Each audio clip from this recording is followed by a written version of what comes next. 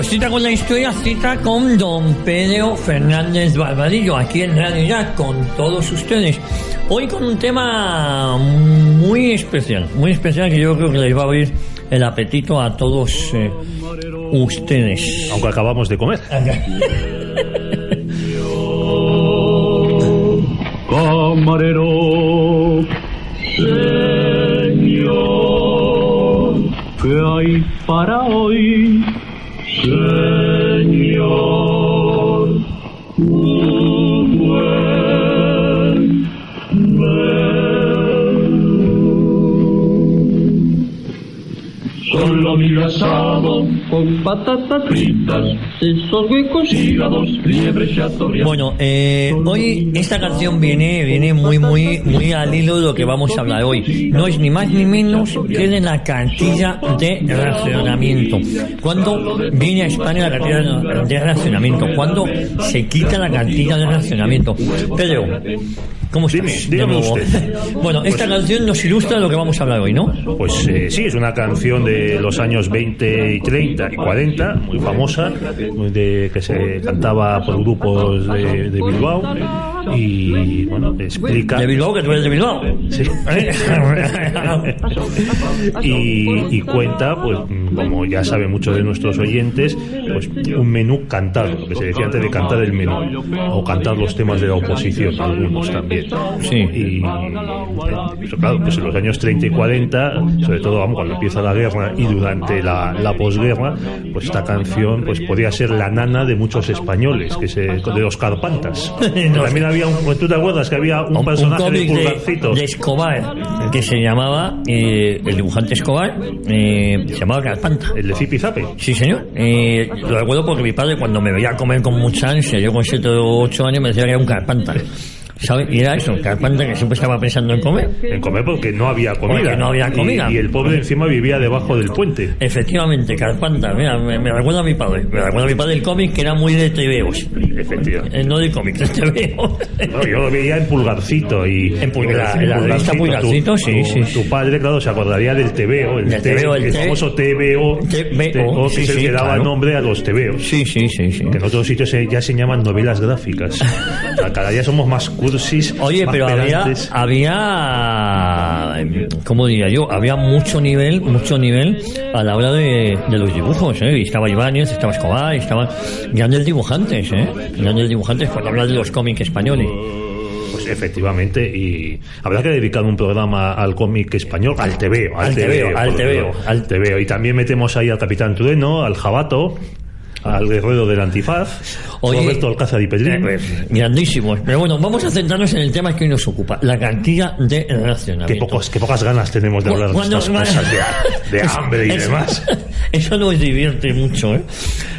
Yo creo que es interesante este programa porque vamos a ir desmontando algunos mitos, Pedro, ¿no? Y uno de los mitos es que la cartilla de racionamiento pues la trae Franco, y que con Franco se pasaba hambre. Hombre, eso de que la trae Franco, yo creo que hasta la peste bubónica la trajo Franco. Sí, porque ya el tipo de tonterías que se les inculcan a los críos en los colegios y a los adolescentes mediante la serie de televisión, pues lleva a estas cosas. ¿A equívocos? Equívocos no, manipulaciones y mentiras, porque esto está muy bien pensado. Es como la otra tontería de que tenemos la hora que tenemos respecto al sol porque lo quiso Franco por agradar a Hitler. Y no es así. Fue el gobierno, efectivamente, de Franco, pero por seguir la hora que marcaba Francia. Uh-huh. No por agradar a Hitler. A Hitler, no, era por...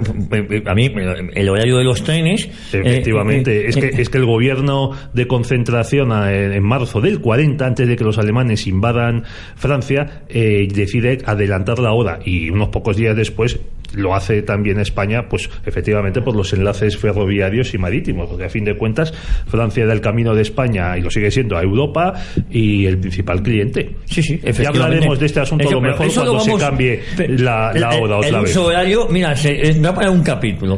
Bueno, entonces lo que queríamos hablar, pues es que además la fecha viene como anillo al dedo, porque el día 5 de marzo de 1937, o sea, hace ahora justo 80 80 años, don Francisco Largo Caballero, socialista, presidente del gobierno de la Victoria, presentó a Manuel Azaña, presidente de la República, el decreto por el que se instauraba la cartilla de racionamiento en la llamada zona leal.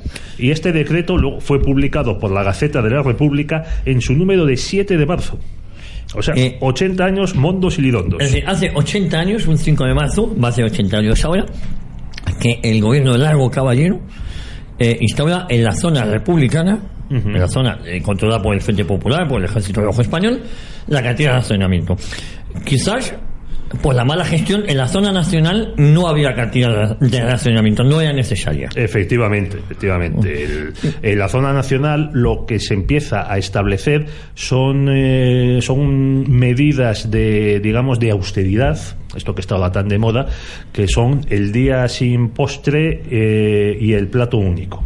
Bueno, que se hacía pagar a los hoteles, los restaurantes y las casas de comidas, se obligaba a los clientes a pagar la comida íntegra, pero se les servía la comida sin postre o se servía un plato único, y el resto del dinero se donaba, se entregaba, tampoco vamos a emplear eufemismos, se entregaba a las autoridades para que éstas lo destinasen a subsidios de ayuda a las familias de los combatientes o a los heridos y mutilados. Pero no hubo en ningún momento una escasez tal como la que hubo en el bando, la mala gestión en el bando republicano fue tremenda. Que el gobierno del socialista Largo Caballero meta en España la cartilla de racionamiento. Luego vamos a tener un invitado muy especial después de la primera parada publicitaria. ¿A quién va a ser? ¿A quién vamos a traer hoy? Al profesor Javier Cervera, que nos va a hablar de la situación en Madrid.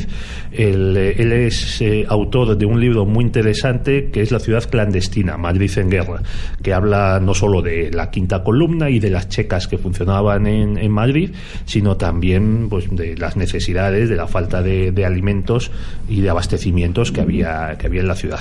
Javier Cervera. Eso es. Oye, para ir haciendo que nuestros estudiantes vayan entrando en materia,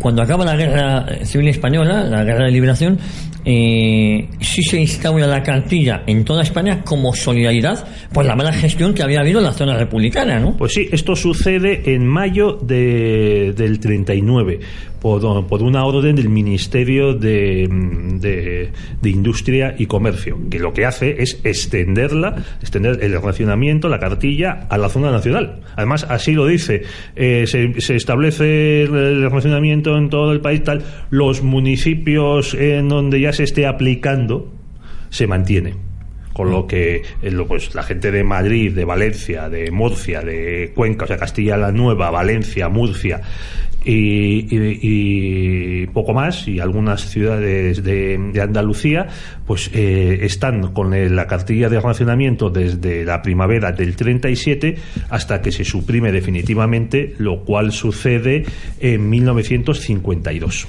Es decir, en la zona republicana está desde el 5 de marzo del 37, en la zona nacional, en toda España, se instaura en mayo del 39 y es eliminada totalmente en el 52. En el 52 ya solo quedaba el azúcar como último artículo racionado. Pero es que uno de los motivos por los que se establece esta cartilla es que, claro, los nacionales se encuentran que el oro del Banco de España ha volado. Ya se sabía que había salido, pero claro, te quedas sin recursos para apoyar tu moneda y para hacer compras en el exterior, para usarlas como garantía para los créditos que ibas a pedir. Luego también pues hay un desastre absoluto, totalmente la producción. Pues claro, los anarquistas empiezan a hacer colectivizaciones forzosas, lo mismo que se hizo en la Unión Soviética y que no dio ningún resultado. Claro, porque luego lo otro que yo te quería preguntar, querido Pedro, es algo se tuvo que hacer muy muy bien para que luego España, ya al entrado de los 60, después de pasar por cantidad de racionamiento, que como bien has dicho en otros países como la Unión Soviética, no dio resultado. Bueno, luego hablamos de cómo estaban también en otros países de Europa Occidental. También cuando se establece el racionamiento y cuando se suprime. Pero bueno, sigamos. No, entonces quiero decir que algo se tuvo que hacer muy muy bien para que en esos pocos años, después de la Guerra Civil, España cogiera una senda de desarrollo muy importante, sin apoyo de ningún tipo por parte del exterior, ¿no? Pues efectivamente. Bueno, ya durante la guerra los nacionales establecen el Servicio Nacional del Trigo, que les sirve para congraciarse con todo el campesinado castellano, leonés y extremeño que tiene, al que le ofrecen unos precios fijos relativamente elevados para comprar sus cosechas, con lo que además elimina la intermediación de los molineros y de los comerciantes. Claro, según cómo fuese la cosecha, pues podían ofrecer mejores o peores precios. Entonces esto lo compra directamente el Estado y el Estado paga a los agricultores. También hay que tener en cuenta que los agricultores, o sea, reciben de la zona nacional, agricultores y ganaderos, reciben una moneda no devaluada. El gobierno de Franco empieza enseguida, ya en el otoño del 36, a emitir su propia peseta, y es una peseta muy bien gestionada. Parte de esa gestión tan buena se debe a que habían huido de la zona leal muchos financieros y gran parte del Consejo de Administración del Banco de España, que entonces era una entidad privada.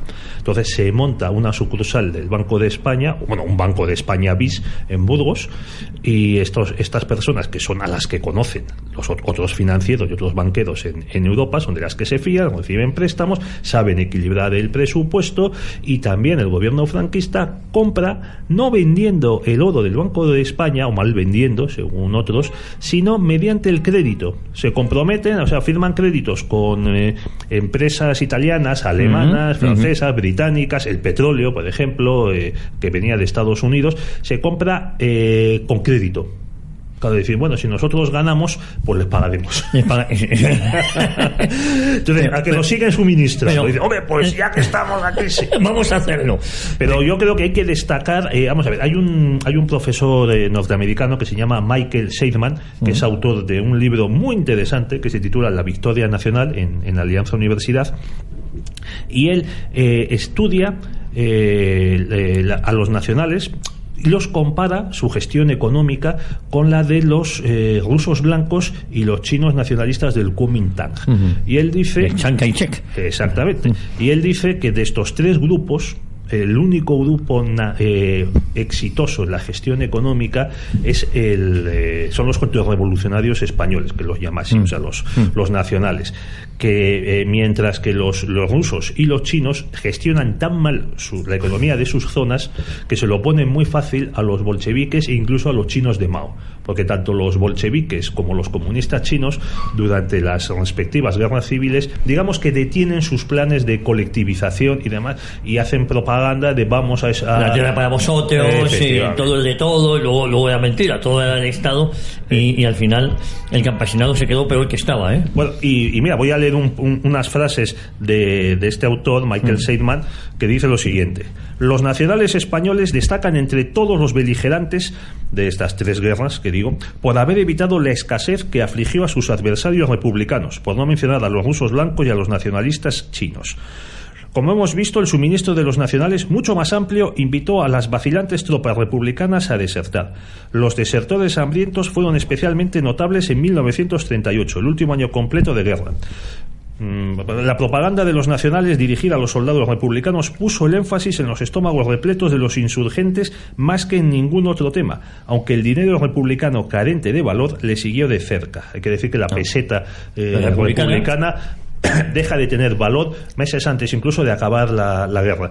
Incluso hay zonas en las que se vuelve al trueque, porque la gente no quería aceptar billetes y moneda republicana, que además habían dicho los nacionales que carecían de valor y que no se iba a aceptar. Es decir, perdóname, Pedro, el auténtico desastre de gestión llevado a cabo en las zonas republicanas es lo que Largo Cabello no ve otra salida que instaurar la cartilla de racionamiento, Y esto, claro, provoca mucha deserción al ver sobre todo que la zona nacional estaba bien gestionada la alimentación, por ejemplo, y la peseta tenía valor y... Efectivamente. Es que, hombre, hay que entender que la zona republicana, claro, en julio del 36 es más extensa y tiene más población.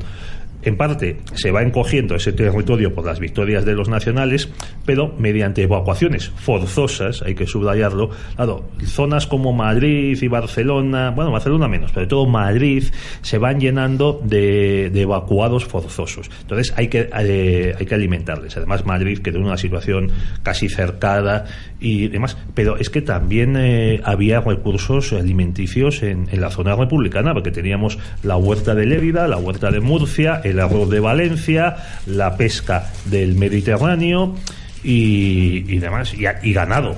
Es cierto que había menos recursos alimenticios que en la otra zona nacional, pero es innegable que hubo una pésima gestión.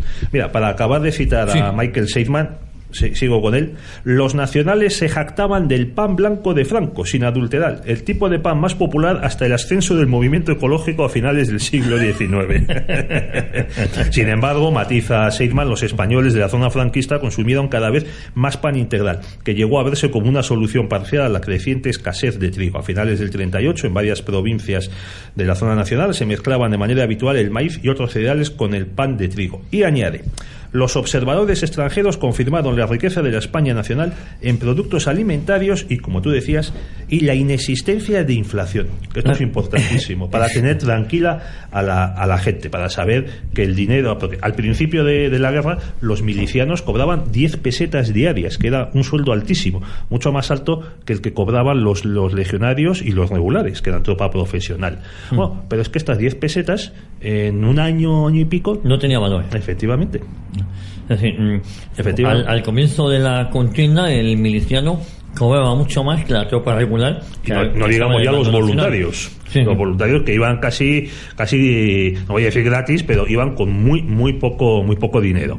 Otra cosa que también hay que destacar, y que lo subraya Seidman, que para mí tiene el mejor estudio actual sobre cómo se vivía, cómo era la vida cotidiana detrás. Recomendable el libro de Seidman. Totalmente. Lo vuelvo a decir, La Victoria Nacional. La Victoria Nacional de Michael Seidman en Alianza.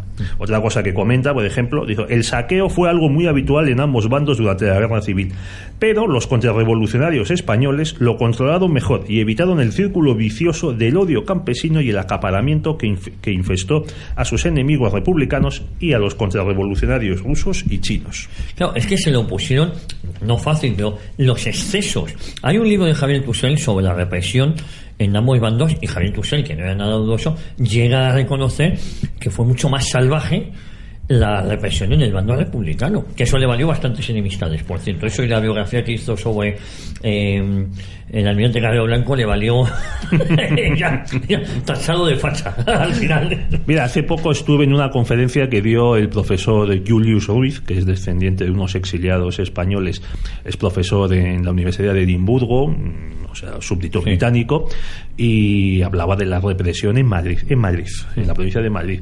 Y él dice que tiene documentados pues que en los 3 años de guerra se matan en Madrid a 8.000 personas, fusilados, asesinados, desaparecidos, 8.000.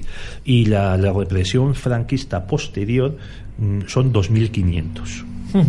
Él añadía: hombre, hay otras zonas de España donde la proporción es inversa y tal, pero 8.000 mínimo frente a 2.500 que hacen los nacionales cuando entran, durante 10 años. Estos 8.000 y pico fueron en 3 años escasos. Y sobre todo al principio, en las sacas. Efectivamente. Y los masacres de paraguayos. Encima, hay otros estudiosos que incluso elevan esta cifra de asesinados por el Frente Popular a más del doble. Pero al menos ahí tenemos claramente que hay más del triple de asesinados en Madrid durante el gobierno del Frente Popular que luego durante 10 años del franquismo. Oye, ¿te parece que nos vayamos a publicidad? Hacemos el intermedio, no confundir con el pequeño Wyoming. y hablamos a la vuelta de publicidad con Javier Cervera, el autor de La ciudad clandestina, Ciudad en guerra. Muy bien. Porque hay niños en casa, una mascota o simplemente por el uso. Fictex, limpieza a domicilio para empresas y particulares. Fictex, limpieza de moquetas, telas, cortinas, tapicerías. Fictex, tratamiento antimanchas, antiácaros, antibacterias y antiincendios. También mantenimiento. Fictex, le visitamos sin compromiso. Infórmese 91 870 4696. Gurtubay es más que una inmobiliaria. Es su solución para cualquier intermediación inmobiliaria, compra, venta, gestión de alquiler de su vivienda. Ejecutamos un completo plan de acción que le permitirá vender mejor en el menor tiempo posible. Gestionamos su oferta, defendemos sus intereses y si lo necesita, le buscamos financiación. Gurtubay Soluciones Inmobiliarias, 91 882 29 69 o info@gurtubay.online. ¿Quieres leer a Javier García Isaac? Ya puedes hacerlo en diarioya.es, el histórico periódico fundado por el cardenal Herrera Oria. El periódico de más venta en los años 70 y 80 vuelve ahora en Internet. Las mejores firmas, las más valientes y veraces, solo en diarioya.es. Camarero, señor, camarero, señor, ¿qué hay para hoy? Señor, un buen menú.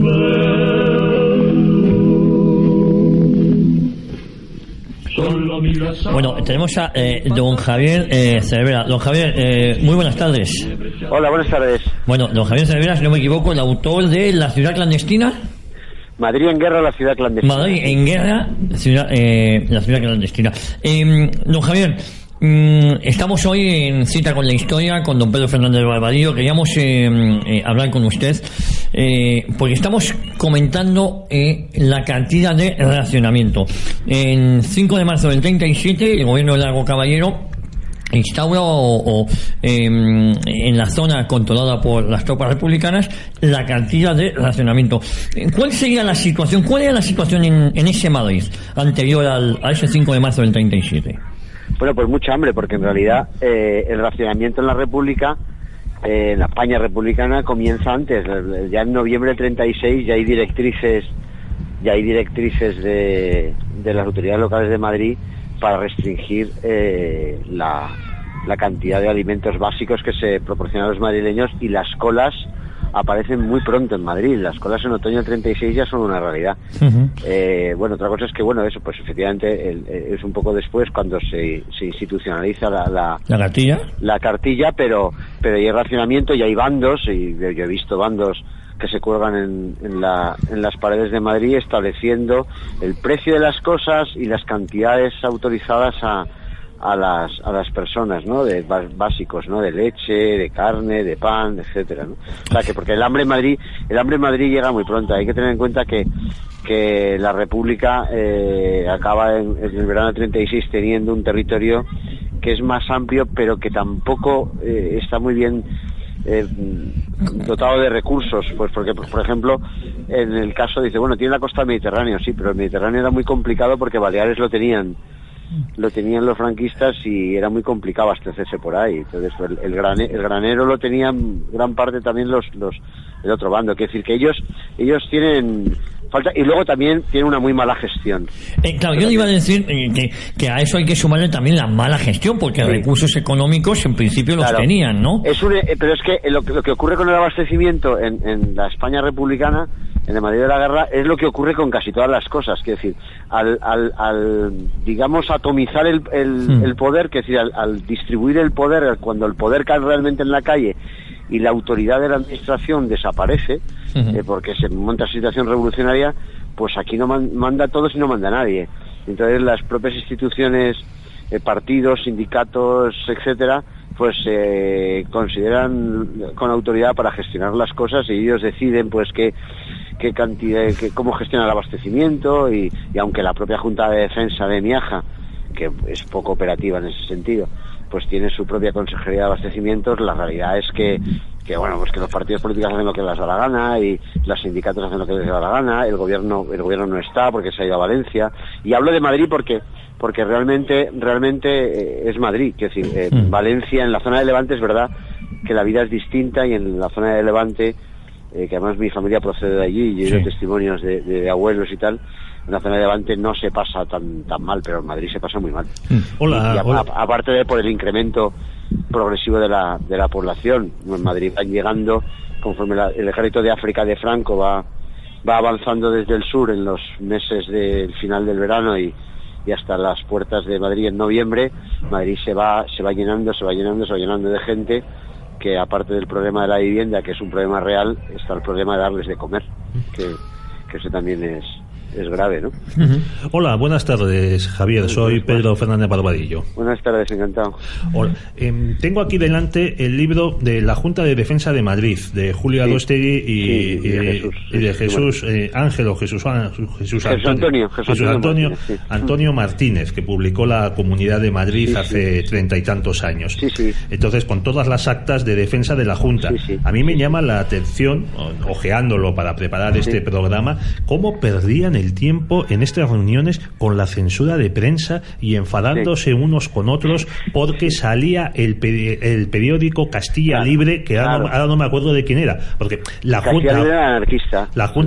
Junta tenía representantes de todos los partidos y sindicatos del Frente Popular, y a mí me llama la atención que hay momentos hay actas de reuniones, suponemos que el acta refleja fielmente o exactamente la reunión, en la que no se habla del abastecimiento de alimentos, pero sí se habla de la censura de prensa o de la distribución de bobinas de papel. Sí, se habla de la censura de prensa, y también hay que decir que se hablaría mucho de ello, pero era bastante inefectiva, ¿no? Porque, claro, el problema que tiene esto, porque tiene la República, todo esto, no estoy descubriendo el Mediterráneo, es la falta de unidad, es decir, que no todos tiran en el carro en el mismo sentido. Entonces, claro, allí cada partido político quiere su cuota de poder, y por eso tiene que estar representado cada uno de los representantes del Frente Popular. Ese es un problema, y que cada uno quiere gestionar una parte del pastel, y que cada uno pues decide pues que la censura de prensa, vale, la censura de prensa bien, pero mi periódico no me lo toques, ¿no? Entonces, claro, al final esas normas que usted había oído de la censura de prensa, al final son muy poco efectivas. La prensa dijo lo que le dio la gana y a veces decía auténticas barbaridades impropias de una situación de guerra. Y entonces, pues esto pues hacía inoperativas esas medidas, ¿no? Esto pasaba también con el abastecimiento, ¿no? Pues hay que restringir el consumo de patatas o el consumo de no sé qué. Y bueno, y me decía, pues bueno, pues esto lo hacéis vosotros, pero nuestro partido... hay testimonios también de que no todo el mundo vivía así, ¿no? Es verdad que ya es hacia el final de la guerra, porque cuando el hambre va aumentando, pues que hay algunos, digamos, privilegiados en Madrid que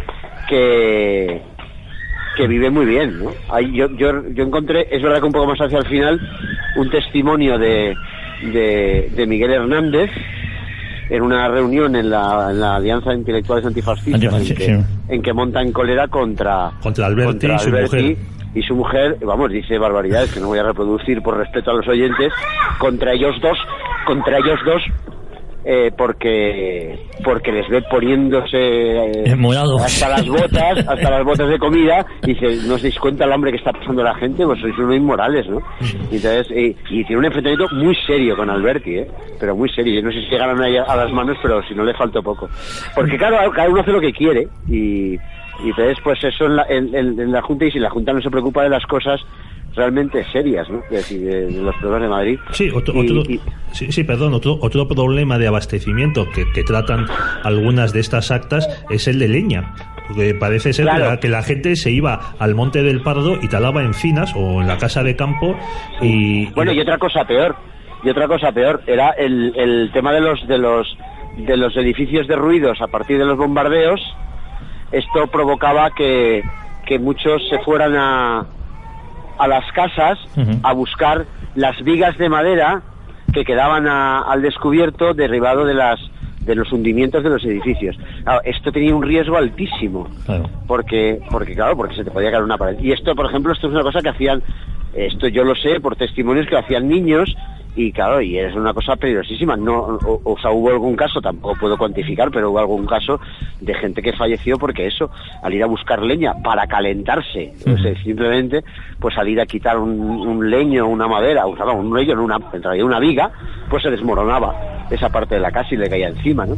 O se iban a las zonas del frente. Claro, una de las zonas donde más posibilidades había de encontrar esas vigas de edificios de ruidos era la zona de Argüelles, la zona próxima al frente de la ciudad universitaria, que había sido arrasado en los combates de otoño del 36. Sí, que además estaba batida por la artillería enemiga. Pero claro, había desde un bando, desde diciembre del 36, había un bando que declaró una zona de seguridad que teóricamente prohibía el acercarse a esa zona. Esa es una zona casi fantasmal, ¿no? De hecho, incluso sabemos que, y esto lo mencionaba yo en el libro ese que antes se ha citado, pues que los quintacolonistas falangistas montan allí una radio clandestina en una casa de la calle Vallehermoso, porque no va nadie por allí. Entonces, pues tienen más posibilidades de que no les descubran ni les molesten, ¿no? Bueno, volviendo al asunto de los que vivían muy bien mientras los madrileños pasaban hambre, pues creo que cabría citar también a muchos corresponsales de prensa extranjeros, como el amigo Hemingway. Sí, bueno, la vida de Hemingway en la guerra es muy... Sí, vamos, él vive muy bien. Ahí en el Hotel Florida el famoso Hotel Florida... Que ya no existe, por cierto. Ya no existe, estaba en la zona de Callao. Sí. Y sí, se vivía bastante bien. Ellos vivían bastante bien y iba mucho por chicote. Y claro, y además es que de alguna manera se beneficiaban de que las autoridades republicanas los querían tratar bien, porque claro, sus crónicas o sus relatos en la prensa de fuera eran propaganda en favor de la República si ellos hablaban bien de la República, claro. Lo que no les iban a permitir era que dijeran que la República, que el Madrid republicano se pasaba mal, que se pasaba hambre, etcétera, ¿no? Y vivían muy bien. Y otros que tenían cierto privilegio también eran las embajadas y los edificios bajo bandera extranjera, porque ellos tenían acceso a los abastecimientos, muchas veces eximiéndose de las colas y las cartillas de racionamiento, ¿no? Que por ser personal del cuerpo diplomático, y tenían coches con los que también, es verdad, coches protegidos por bandera extranjera, que les permitía salir de la ciudad. Y al principio no tanto, porque era muy inseguro por los controles, sobre todo los anarquistas, pero luego sí que salían de la ciudad, iban a los pueblos, y en los pueblos pues se abastecían y podían llevar la comida a las embajadas, siendo que teniendo en cuenta también que las embajadas la vida era penosísima, porque era no por tanto comer, que comían algo más a lo mejor, sino por el hacinamiento en que vivían, ¿no? Pero bueno, sí. y luego hay otro tema, que es el tema del acaparamiento del dinero, que tiene que ver también con la situación de penuria que viven los madrileños, ¿no? Cuando empieza la moneda republicana, que no la quería nadie. Claro, el problema que sucede es que Franco emite unos decretos, en la España del BOE, la España franquista emite unos decretos en la cual declara inválidos los billetes emitidos, la moneda emitida después del 18 de julio del 36. Claro, evidentemente esa medida tiene un objetivo, que es no solo reforzar la condición de Estado del régimen de Franco, que es un Estado nuevo y quiere reivindicarse como Estado, sino también desmoralizar al otro lado. ¿Por qué? Pues porque en cuanto a esa información, que evidentemente llegaba al Madrid republicano o a cualquier parte de la España republicana, pues esos madrileños, esos españoles de la zona republicana se daban cuenta que su moneda, y además se emitió moneda con una ligereza muy grande, pues dejaba de tener valor y muchos perdían sus ahorros, ¿no? Entonces empezó el acaparamiento de la moneda acuñada antes y el desprecio de la moneda acuñada durante la guerra. Y entonces, claro, eso produjo un problema de desabastecimiento económico, de que bueno, hay una anécdota que no recuerdo donde se cuenta de un tipo que al final de la guerra pues llega a Chicote y pide un chate de vino y coloca un billete de 25 pesetas en la mesa, que es una barbaridad de dinero, y le dice: quédate con las vueltas, que dentro de unos días no va a valer. O sea que eso es un problema, claro, de descapitalización de hay muchísimos, pues se calcula que el año 39 pues se pierden, no sé, son, bueno, no sé, ahora mismo la memoria me falla, pero un montón de dinero, de billetes que dejan de tener valor de la noche a la mañana, ¿no? O sea, hay unos desajustes económicos motivados, porque no olvidemos que a partir del año 37 lo que estamos es una guerra entre dos estados, que funcionan como dos estados. Entonces emiten moneda, las relaciones no existen, el Banco Bilbao Vizcaya tiene una sede en Madrid y tiene una sede en Bilbao y son dos bancos distintos. Claro. En cuanto Bilbao cambia de bando, digamos, es tomado por los franquistas, todo eso genera unos desajustes económicos que en guerra se van a empezar a notar cuando la guerra evolucione hacia una victoria franquista clara, y entonces en la España republicana se empiece a ver, digamos, las orejas al lobo, se empieza a ver lo que puede pasar con eso, con mi dinero, con no ya la seguridad de qué me va a pasar, sino con mi dinero, con mi patrimonio, qué va a pasar, qué valor va a tener, y luego el tema de los desajustes financieros en entidades que están en los dos lados, ¿no? Y que tienen que volver a reunificarse cuando la guerra acabe, ¿no? Javier, yo una pregunta que te quería hacer es, ¿cuál fue quizás el peor momento desde que se instaura la cartilla de racionamiento? El peor momento en el abastecimiento.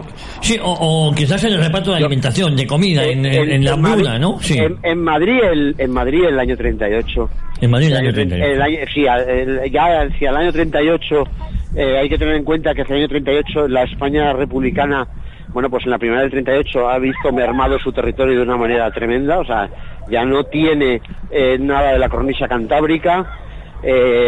Toda las dos Castillas, casi Castilla León, vamos, y Extremadura está ya bajo control franquista. Aragón, solo les queda Cataluña y la zona centro, y va a ser partida en dos además la zona republicana, con lo cual el desabastecimiento de un lado a otro es muy grande. Y entonces hacia el verano del 38 la situación de Madrid es muy muy terrible para los madrileños en cuestión de abastecimiento. Y además ellos ven que la guerra, pues eso también cunde un poco la desmoralización de la evolución de la guerra, que el derrotismo en el año 38 es tremendo, ¿no? De hecho, una de las formas sí, el desánimo, pero hay un delito que se llama derrotismo, que es una figura que se crea para todos aquellos que siembran el desánimo, el desaliento, y todos los delitos relacionados con el abastecimiento, el acaparamiento, el mercado negro, etcétera, todo eso pasa a ser considerado derrotismo, pasa a ser considerado contribuir al espíritu de derrota, y el derrotismo es un delito que está gravísimamente penado, podría estar penado hasta con la muerte, aunque es verdad que poco se aplicó la pena última, ¿no? Y luego, además, el año 38, en octubre, se produce un hecho terrible, que es cuando los aviones de Franco bombardean Madrid con pan. Hay una intervención aérea en Madrid de aviones que un día sueltan sobre Madrid pan envuelto en un papel, en una proclama que habla de este es el pan de Franco, madrileños, que en la España franquista se come bien y que a vosotros os hurtan, etcétera, etcétera. Y bueno, y corre el bulo, que es mentira, claro, que ese pan está envenenado y delante las autoridades intentan hacer correr para que la gente no lo coja, ¿no? La gente evidentemente está pasando tanta hambre que hace oídos sordos a eso, que de verdad es mentira, que el pan no está envenenado. Y hay gente, incluso hay alguna detención de gente que se agacha a coger ese pan porque se intenta prohibir, ¿no? Pero claro, la gente es un golpe terrorífico a la moral de los madrileños, el ver que ellos no tienen que llevarse a la boca y desde la otra España de esa manera tan tremenda están, digamos, manifestando una sobreabundancia que se permiten el lujo de echarles pan desde aviones, ¿no? Es tremendo. Javier, para acabar, yo te quería preguntar por la entrada de las tropas nacionales en Madrid. En muchas ciudades solían entrar con camiones de comida. Sí, en Madrid también. Eso es. Te quería pedir algunos detalles sobre este asunto. Sí. En Madrid las tropas, después de pactar cómo hacerlo porque se pacta los días de marzo, el 26, 27 de marzo, se llega a un acuerdo en reuniones en la Casa de Campo, bueno, donde está el Estado Mayor franquista y donde van la Junta de Defensa, que es lo que está gobernando en Madrid, la Junta de Casado, se acuerda cómo hacerlo y tal, y una de las cosas que se hace es que las tropas entran con camiones que reparten alimentos y tal, aunque es cierto que unos meses después, el 1 de julio del 39, se impone la cartilla de racionamiento, porque la carestía en España va a ser muy grande en la posguerra, ¿no? Pues, y como además vamos a tener el problema de unos meses después la guerra de Europa, pues la situación en España se va a complicar en temas de abastecimiento. Javier, ¿en qué editorial está publicado tu libro? En Alianza Editorial. Alianza Editorial, ¿no? Y el título era Madrid en guerra, la ciudad clandestina, 1936-1939. Madrid en guerra, la ciudad clandestina, el editorial... Alianza Editorial. Alianza Editorial, autor Javier Cervera. Javier, te agradecemos mucho tu participación hoy aquí en Cita con la Historia en Radio Ya, Muchas gracias a vosotros, gracias a vosotros por pensar en mí. Y felicidades por el libro, Bueno, te devolvemos a tus hijos, que parece que están ahí reclamando a su padre. ¿Qué lo que es eso? Es que tengo celebración familiar, que una hija mía cumple 10 años y entonces están todos aquí revolucionados. Bueno, felicidades, a la pequeña. Al menos cómo han cambiado las cosas, que ahora los niños ya pueden celebrar sus cumpleaños con tartas de chocolate y sin problemas de racionamiento, no como sus abuelos. Efectivamente. Gracias a Dios. Sí. Pues Javier, un abrazo muy fuerte. Vale, gracias a vosotros. Un abrazo. Un abrazo, hasta luego. Y nosotros nos vamos a publicidad y volvemos de inmediato en Cita con la Historia, Cita con don Pedro Fernández Barbadillo, hoy hablando sobre la cartilla de racionamiento. Porque hay niños en casa, una mascota o simplemente por el uso. Fictex, limpieza a domicilio para empresas y particulares. Fictex, limpieza de moquetas, telas, cortinas, tapicerías. Fictex, tratamiento antimanchas, antiácaros, antibacterias y antiincendios. También mantenimiento. Fictex, le visitamos sin compromiso. Infórmese 91 870 4696. Gurtubay es más que una inmobiliaria. Es su solución para cualquier intermediación inmobiliaria, compra, venta, gestión y alquiler de su vivienda. Ejecutamos un completo plan de acción que le permitirá vender mejor en el menor tiempo posible. Gestionamos su oferta, defendemos sus intereses y si lo necesita, le buscamos financiación. Gurtubay Soluciones Inmobiliarias, 91 882 29 69 o info@gurtubay.online. ¿Quieres leer a Javier García Isaac? Ya puedes hacerlo en diarioya.es, el histórico periódico fundado por el cardenal Herrera Oria. El periódico de más venta en los años 70 y 80 vuelve ahora en Internet. Las mejores firmas, las más valientes y veraces, solo en diarioya.es.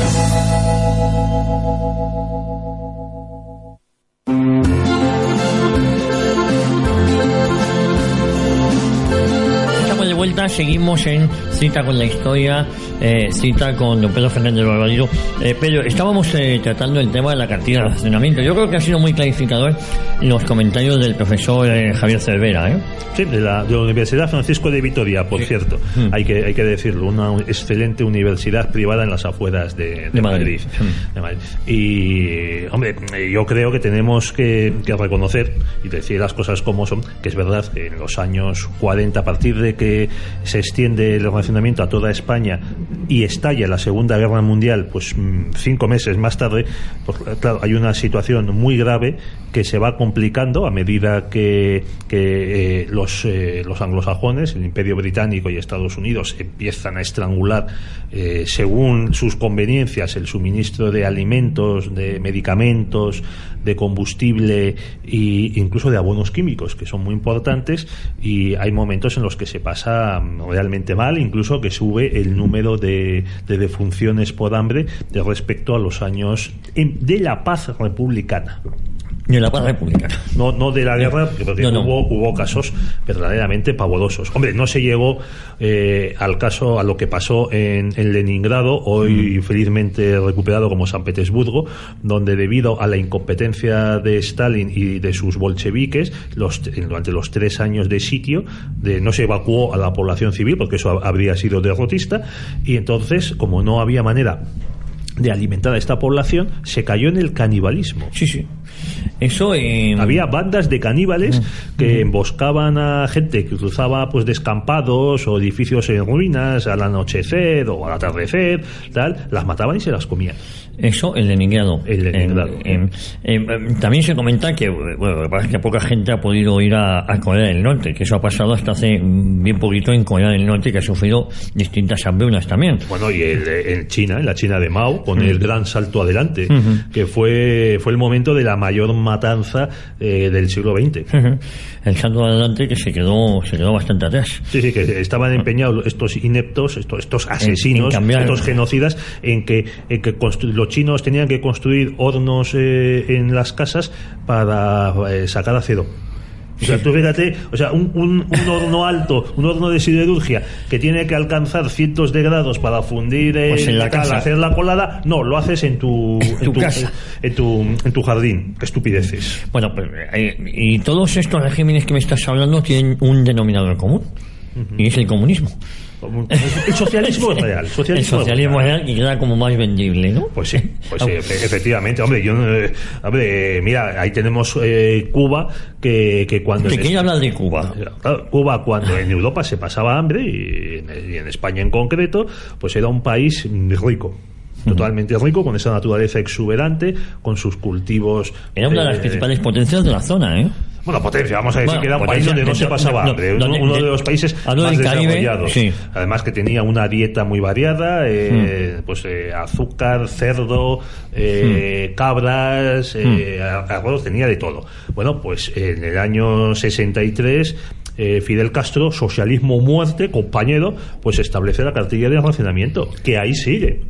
Ya lleva 54 años. Desde el año 63 hasta la actualidad. 63 hasta la actualidad. Y cuando cayó la Unión Soviética, pues pasaron unos años nefastos. Se dice que desaparecieron los gatos y los perros de las calles de las ciudades cubanas, porque claro, se acabó el que te suministraba comida o materias primas a bajo precio.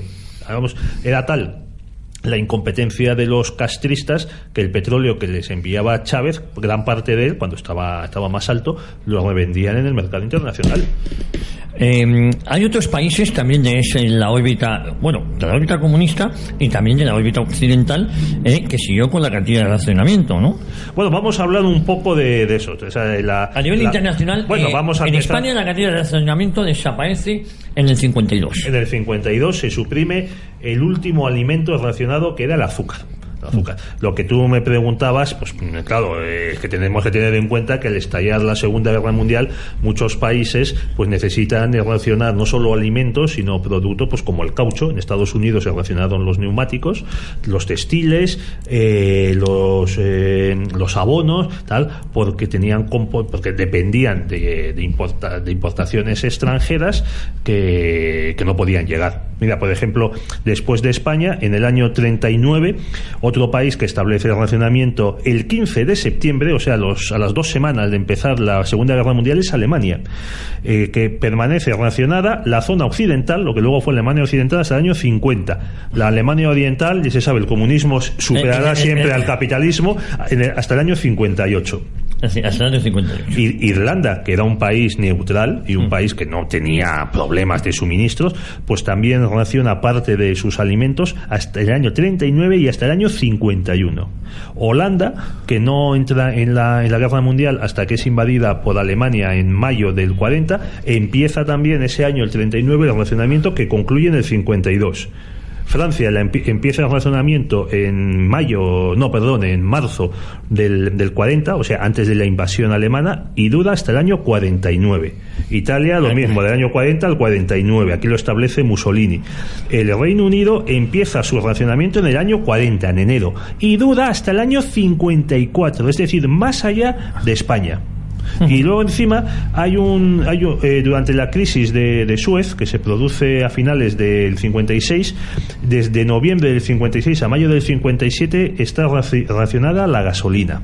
La gasolina, porque claro, esperaban un boicot de los países productores de petróleo árabes y también pues probablemente de Irán.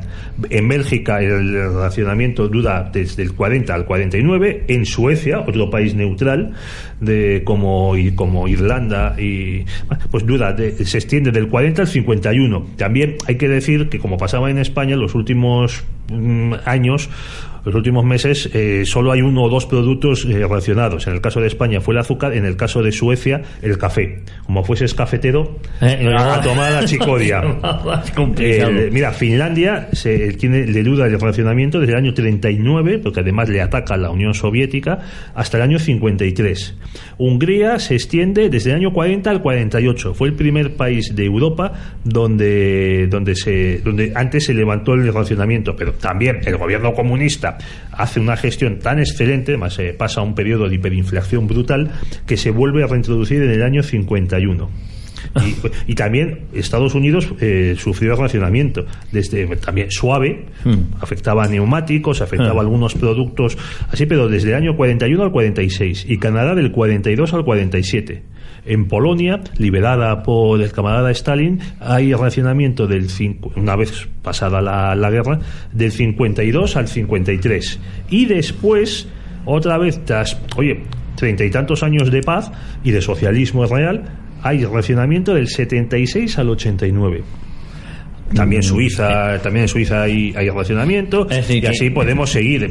Es que hay una generación entera de europeos, nuestros abuelos, que conocieron el racionamiento. Ahí podríamos contar anécdotas. Por ejemplo, en casa de mi madre no se pasó hambre, pero claro, porque por parte de su padre, mi abuelo, que la familia era de Palencia, les enviaban harina, y por parte de mi abuela, que vivía en Sevilla, pues les enviaban aceite.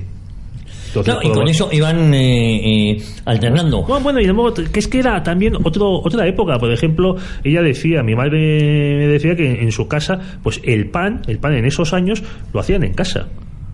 O sea, y por ejemplo, mi padre me contó una anécdota muy curiosa. Él era de la zona norte de Burgos, cuando vivía allí, cuando el racionamiento, pues que se cruzó con una moza de pueblo, una señora de pueblo, pues que llevaba un bebé en brazos, que le estaba haciendo cara a Antonia, con niños, ahí el vestidito, no sé si con patucos azules o rosa, ya sabes, esto que está ahora, tal, y resulta que no era un niño, era un lechón. Claro, para subir al tren Bilbao-La llevarlo a donde fuese, o a Bilbao, o a Baracaldo, o tal, y venderlo. Pero claro, y para que no la patrulla de la Guardia Civil no le parase, por la tía. Eso es, qué verbo tan bonito. El verbo que conocemos, también en desuso, un verbo que conocemos mucho los que hemos estudiado Derecho. Entonces, claro, lo hizo pasar por un lechoncito. Al lechón lo hizo pasar por un bebito. La verdad es que quienes lo pasaron peor en esos años, pues claro, era la gente pobre que vivía en las ciudades y no tenía relación, no tenía amistades o contactos o familiares en los pueblos. Pero fíjate, yo con el programa de hoy me quedo con varias cosas para reflexionar, y una de ellas es esa tan manida diciendo que el racionamiento con Franco, no, el racionamiento vino con la mala gestión de la República, en concreto del socialista Largo Caballero, que no hubo más remedio, que es el que la institucionaliza.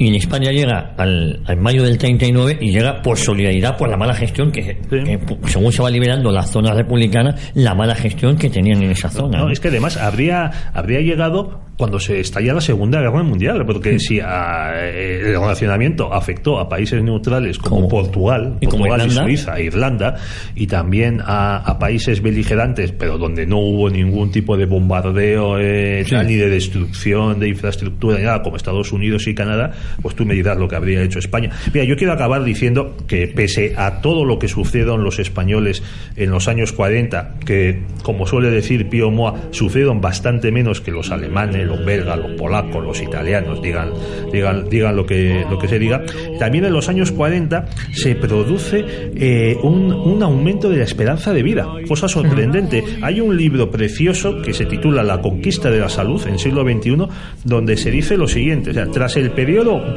bélico se inicia el periodo de desplome más acentuado de la mortalidad, que se prolonga hasta mediados de los años 50 para después continuar el proceso de forma más suave. ¿Y sabes a qué se debió este desplome de la mortalidad?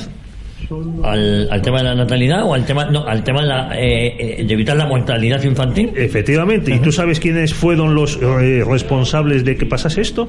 Cuéntamelo. La sección femenina. No es que yo quería yo no me quería aventurar, o sea, que por miedo a equivocarme. Bueno, es que entre otras novedades, la sección femenina creó en 1940 un cuerpo de divulgadoras sanitarias y sociales que repartían auxilios elementales, instruían a puericulturas en las zonas rurales, pues fíjate, yo la sección femenina también yo tuve el honor de conocer a Pilar Primo de Rivera, una muy mayor, una gran mujer que de hecho tengo una cosa firmada por ella. No, yo creo que ahora que estamos con el asunto de las calles, una calle a la que se le habría una calle que se tendría que poner en todos los lugares de España, sobre todo en las zonas rurales, es a Pilar Primo de Rivera, porque su sección femenina elevó la esperanza de vida, educó a las mujeres en la higiene, la alimentación. Avelina Valderas también merece ser recordada, una mujer de la sección femenina. Desde aquí lo recuerdo yo, a Avelina Valderas. Oye, no hay tiempo para más, Pedro. Una pena, pero vamos, la próxima semana prometemos, amenazamos con volver aquí en Cita con la Historia en radio ya. Ya analizamos esta semana de qué hablamos la que viene. A ver si por fin puede ser el Sáhara. El Sáhara, bueno, a ver si puede ser. Abrazos a todos ustedes, muchísimas gracias, sean moderadamente buenos y nosotros volvemos la próxima semana. Grito de espinacas.